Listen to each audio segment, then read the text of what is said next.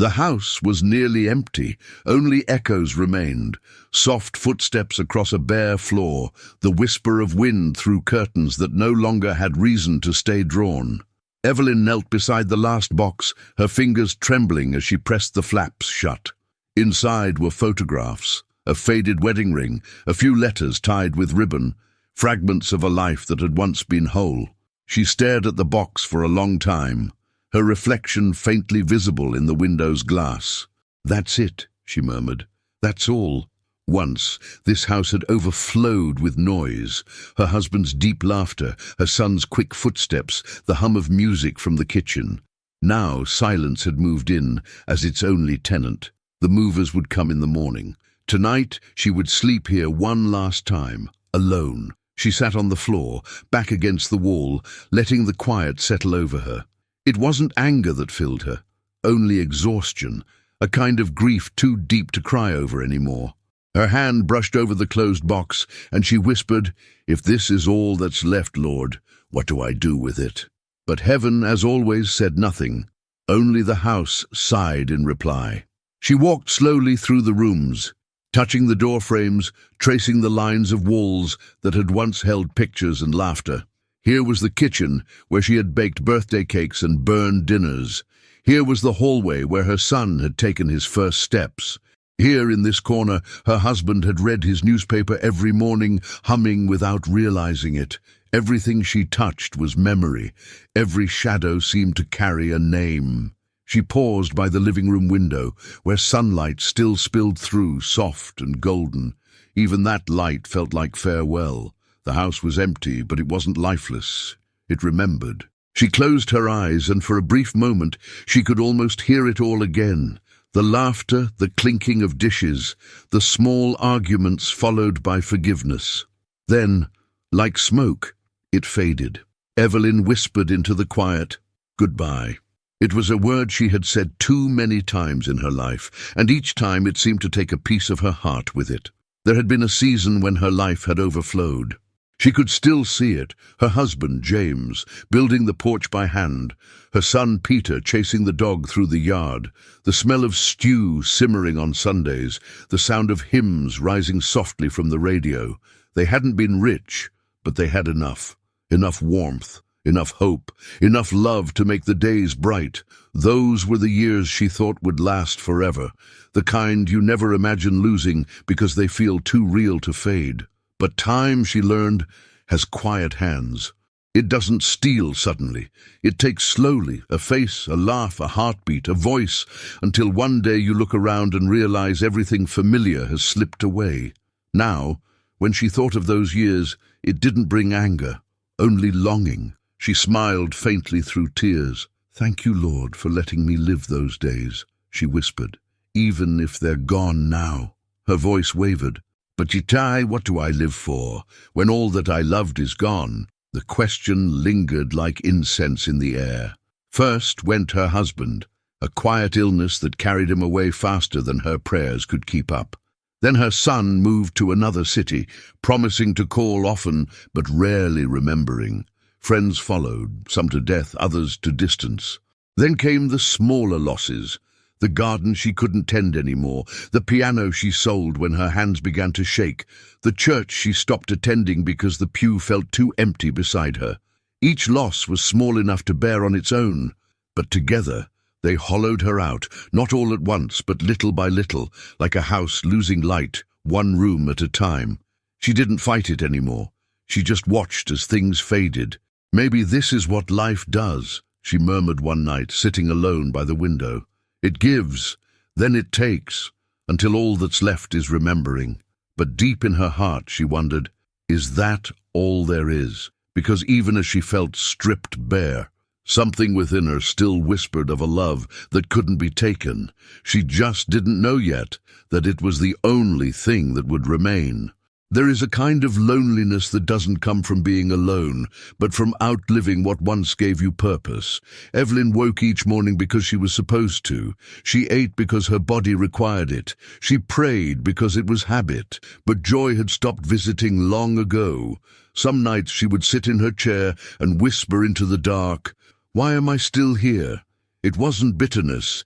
It was bewilderment. When love is gone, what remains to live for? Her hands trembled now when she buttoned her sweater. Her knees ached when she climbed the stairs. But it was her heart that hurt the most. The ache of having too much time and too few reasons.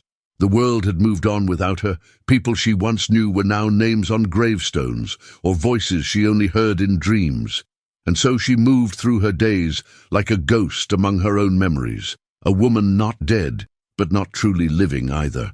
Yet even then, when her heart whispered, "I've lost everything," something in her spirit still faintly replied, "Not everything."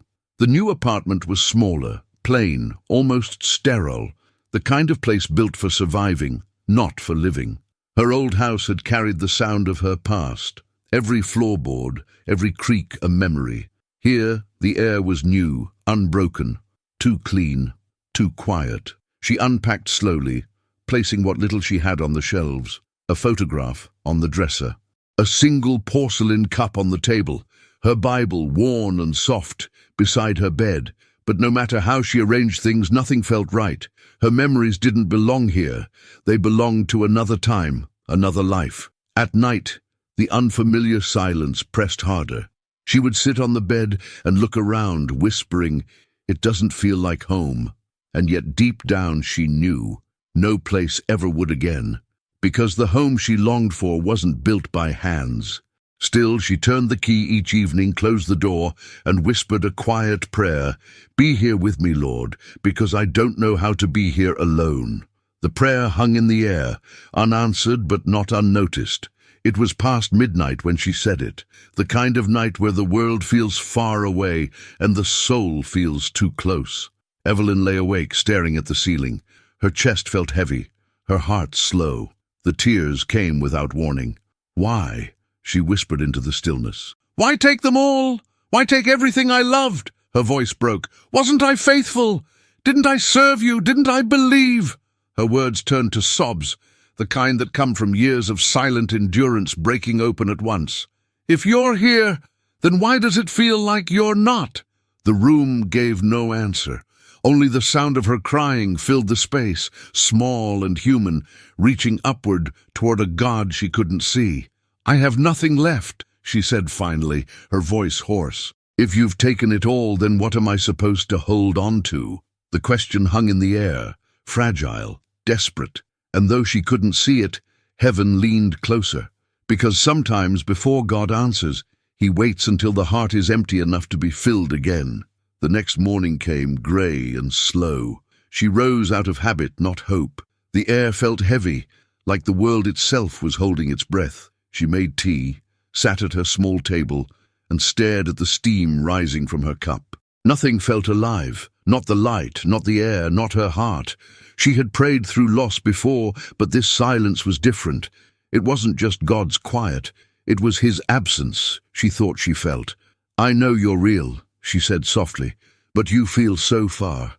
The words dissolved into the stillness, and the stillness offered nothing back. She thought of closing her Bible, of not praying that night. What was the point if heaven stayed silent?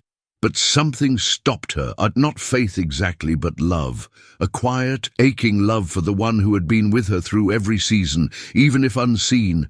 She sighed deeply, whispering, "Even if you've taken everything, Lord, don't take yourself." It was a small sentence, but heaven heard it like a song. That night, Evelyn didn't light her lamp.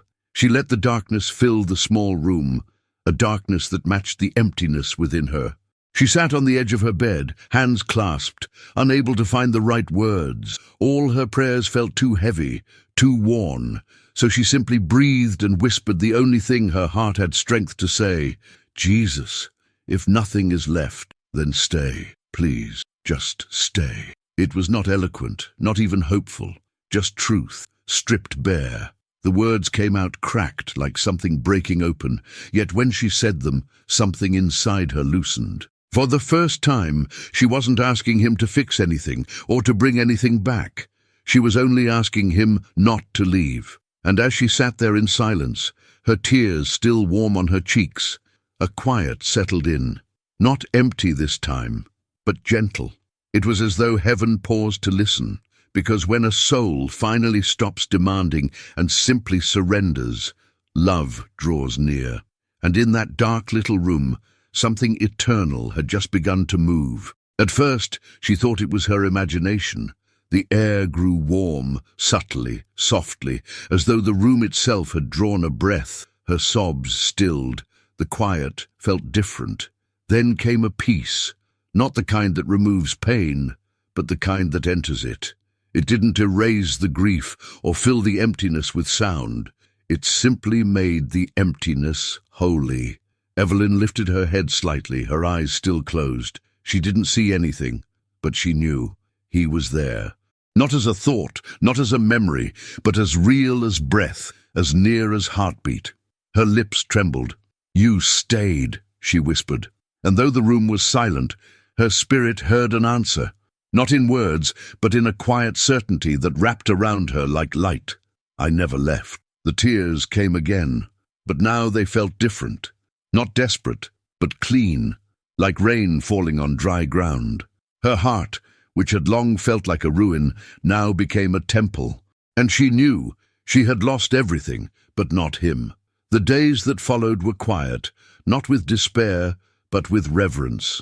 Evelyn woke each morning with a strange calm. She didn't dream of getting back what she'd lost. She didn't even pray for change. Something deeper had taken root. She began to speak to Jesus as one speaks to a friend, out loud sometimes while pouring tea or watering her plant. The conversations were simple. "Good morning, Lord. Thank you for the light today. I miss them, but I'm glad you're here." There was no dramatic revelation, no sudden miracle, but every moment carried his nearness. When she sat in her chair, she felt him there beside her. When she walked through her empty apartment, it no longer felt hollow. Her grief remained, but it no longer defined her. She realized something sacred. Jesus hadn't come to replace what she lost. He had come to fill it. And for the first time in years, she didn't feel like the last one standing. She felt like the one still held. Evelyn once thought peace would come when the pain ended. But now she saw the miracle. Peace had come inside the pain. Her memories no longer stung, they glowed. When she thought of her husband's laughter or her son's smile, she didn't feel the ache of absence. She felt gratitude that love like that had ever been hers at all. Sometimes, when tears came, she no longer apologized for them. She let them fall freely, whispering, "You're here in this too, aren't you, Lord?" And somehow she always felt the same stillness, quiet, patient, real, answering in her heart, always. Her room, once a place of sorrow, became a chapel. The walls that had heard her cries now carried hymns. The same silence that once tormented her now held her close. She had not escaped loss. She had discovered that nothing lost was ever beyond his reach. Even pain, in his hands, had become holy. Morning light used to make Evelyn weep. It had once marked the start of another day she had to endure. Another stretch of hours where silence pressed down on her like a weight. But now, as dawn crept through her curtains, she welcomed it. The sunlight that touched her face felt gentle, like a familiar hand resting upon her cheek. She no longer rushed to fill the quiet. She brewed her tea slowly, humming softly, sometimes even smiling. There was peace in the stillness now, because she no longer faced it alone. She looked at the chair across from her, the same one that had once seemed a symbol of loss, and whispered, "Good morning, Jesus." The words were simple, but they felt alive. Throughout the day she carried that calm with her, while folding laundry, while reading her Bible, while resting in her chair.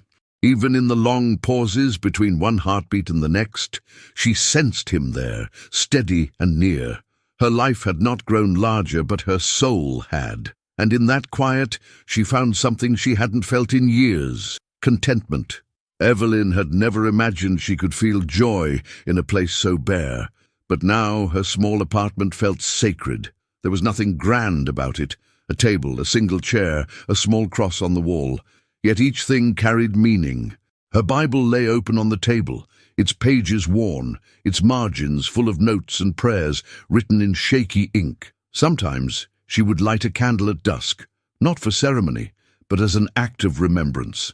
that even a single flame could hold back the dark. Visitors rarely came, but when they did, they always said the same thing. "It feels peaceful here." She would smile gently and say, "It's because he lives here." And she meant it. This little space, once filled with sorrow, had become holy ground. Every breath, every small act, every whispered prayer was worship. She no longer envied the noise of the world outside. Her life was quiet, but her heart was alive. And in that simplicity, she found everything she needed. Each morning, Evelyn sat by her window with a notebook and wrote down names. People she met at the grocery store, neighbors she barely knew, widows she'd once seen at church. Some she remembered from old Christmas cards, others she had only read about in the newspaper. She prayed for them, one by one, slowly, sincerely. "Lord, comfort her heart like you comforted mine. Let him know you haven't forgotten him. Give them the peace you gave me." There was no audience, no applause, no recognition, but she didn't need any. She knew heaven heard. In those moments, she realized something profound. Her story, her pain, her losses, her long nights had become her ministry. The same Jesus who had met her in her emptiness was now meeting others through her prayers. And so, even in her solitude, she was no longer useless. She was part of something eternal, the quiet heartbeat of God's compassion on earth. There were days when the world seemed to have forgotten her completely. Old friends had passed. Her family lived far away. Her phone stayed silent. Sometimes weeks went by without anyone knocking on her door, but it no longer made her sad. "Being seen by people isn't the same as being known by God," she whispered one evening. Her joy no longer depended on notice or recognition. She smiled when no one was watching, prayed when no one heard, and loved when no one would know. Every quiet act, a word of blessing whispered for a stranger, a tear shed for someone she'd never meet, felt like a conversation with heaven itself. She was no longer lonely. She was accompanied. Her name might have faded from the world's memory, but it was written on his hands. And every morning when she awoke, she knew Jesus still said her name. That alone was enough to make her days glow. Evelyn had spent so many years clinging to memories, to hope, to the fragments of what once was. But now she had learned to let go. Her hands, once tight with fear of losing more, had opened. She no longer fought against the quiet or the passage of time. She rested in it, trusting that what God allowed to remain was always enough. Each breath became a form of worship, each still moment a quiet reminder that she was loved without condition. She no longer prayed for her life to change. She prayed simply, "Let me rest in you, Lord, that's all." And she did. There was no striving in her anymore, no frantic need for control, just peace, deep, steady, enduring. People often think faith is loud, brave, full of fire. Hers was different now, soft as candlelight, strong as eternity. She had not lost everything. She had gained what lasts when everything else fades, the unshakable presence of Jesus. The morning came like any other, sunlight stretching across the small table, steam rising from her tea. Evelyn sat quietly, her Bible open before her. She read slowly, savoring each word of Psalm 73. "Whom have I in heaven but you? And earth has nothing I desire besides you." She smiled faintly and closed the book. "That's true," she whispered. "That's exactly true."